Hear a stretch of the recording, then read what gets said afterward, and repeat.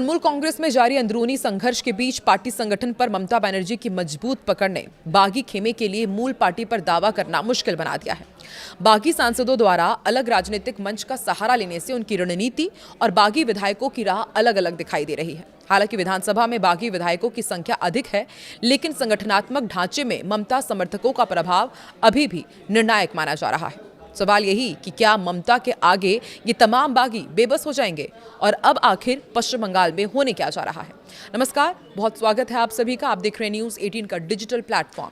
Party संगठन पर तृणमूल कांग्रेस के अध्यक्ष ममता बनर्जी की मजबूत पकड़ ने फिलहाल खुद को मूल पार्टी साबित करने की बागियों की जंग को बहुत पीछे धकेल दिया है। खासतौर से बागी सांसदों का अनजान सी party national citizens party of India यानी कि NCPI में विलय ने बागी विधायकों के एकनाथ शिंदे और अजीत पवार की तर्ज पर मूल पार्टी पर कब्जे की उम्मीद को फिलहाल धूमिल कर दिया है। इसके अलावा भावी रणनीति को लेकर बागी विधायकों और बागी सांसदों की अलग अलग राह ने भी पार्टी को बचाने की जंग लड़ रही ममता के लिए राहत की उम्मीदें बचाए रखी है। जी हां, ये ममता बनर्जी के लिए बहुत राहत भरी खबर है। पार्टी संगठन में ममता के दबदबे के कारण ही बागी सांसदों ने न सिर्फ मूल पार्टी के दावे से फिलहाल खुद को दूर रखा है, बल्कि अयोग्यता की तलवार से बचने के लिए एक बेहद अपरिचित पार्टी में विलय का रास्ता अपनाया है। दरअसल पार्टी पर दावे के संदर्भ में चुनाव आयोग और अदालतें अलग अलग पक्ष में शामिल सांसदों विधायकों की संख्या ही नहीं देखते, बल्कि पार्टी के संगठनात्मक ढांचे का भी संज्ञान लेती है। मसलन पार्टी की राष्ट्रीय कार्यकारिणी, राज्य इकाइयों और जिला अध्यक्षों में कितने किस गुट के साथ हैं, इसका भी टेस्ट किया जाता है। राज्य विधानसभा में तृणमूल के 80 में से 64 विधायक बागी धड़ों के साथ हैं। इसी आधार पर नेता प्रतिपक्ष का पद हासिल करने के बाद विरोधी धड़े ने मूल पार्टी पर अपना दावा जताया है। हालांकि बागी सांसदों के बागी विधायकों के साथ जाने के बदले NCPI में विलय का मामला अब उलझ गया है। अब बागी सांसदों के समर्थन में अभाव में बागी विधायकों का धड़ा मूल पार्टी पर अपना दावा नहीं जता सकता। वैसे भी पार्टी संगठन में अब भी ममता का दबदबा कायम है। मूल पार्टी पर अधिकार के लिए बागी विधायकों को भी बागी सांसदों के साथ NCPI में विलय करना होगा। इसके अलावा बागी सांसदों विधायकों को मूल पार्टी के संगठन में भी स्थिति मजबूत करनी होगी। बागी सांसद सुदीप बंदोपाध्याय ने इशारा किया है कि संसद के मॉनसून सत्र के पहले दोनों धड़े मिलकर के मूल पार्टी पर दावा करने की रणनीति तैयार कर रहे हैं। बागी विधायक धड़ा भी यदि NCPI में विलय करता है तो अजीब सी स्थिति पैदा हो जाएगी। तब राज्य में ये भाजपा की मुख्य प्रतिद्वंदी होगी और केंद्र में भाजपा के साथ होगी। मूल पार्टी पर अधिकार मिलने पर भी यही स्थिति रहेगी। वैसे भी भाजपा की राज्य इकाई विरोधी धड़े के परोक्ष या फिर सीधे गठजोड़ से बेहद नाराज है। ऐसे में नेतृत्व की चिंता केंद्रीय मंत्रिमंडल में बागी धड़े को शामिल करने को लेकर है। फिलहाल ताजा अपडेट ये है कि लोकसभा स्पीकर ओम बिरला ने TMC के राष्ट्रीय महासचिव अभिषेक बैनर्जी को एक महत्वपूर्ण बैठक के लिए बुलाया है और सूत्रों के अनुसार स्पीकर ने अभिषेक बैनर्जी को 19 जून को मिलने के लिए कहा है। इस मुलाकात का मुख्य उद्देश्य पार्टी में हुई फूट के मामले पर चर्चा करना है। स्पीकर चाहते हैं कि अभिषेक बैनर्जी इस पूरे विवाद पर अपना पक्ष रखें और स्थिति स्पष्ट करें। अभिषेक बैनर्जी पश्चिम बंगाल की पूर्व मुख्यमंत्री ममता बनर्जी के भतीजे हैं और पार्टी के राष्ट्रीय महासचिव भी हैं।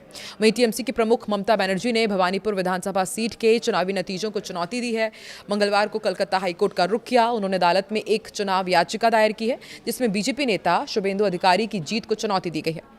आधिकारिक मतगणना के अनुसार इस सीट पर भाजपा नेता शुभेंदु अधिकारी ने ममता बनर्जी को 15,000 से ज्यादा मतों से शिकस्त दी थी। तृणमूल कांग्रेस के सूत्रों से मिली जानकारी के मुताबिक ममता बनर्जी चुनावी नतीजों को चुनौती देने वाली अपनी इस याचिका की पुष्टि करने के लिए खुद कलकत्ता हाईकोर्ट की रजिस्ट्री में पहुंची। भवानीपुर में मतदान वाले दिन बड़े पैमाने पर धांधली के उन्होंने आरोप लगाए थे।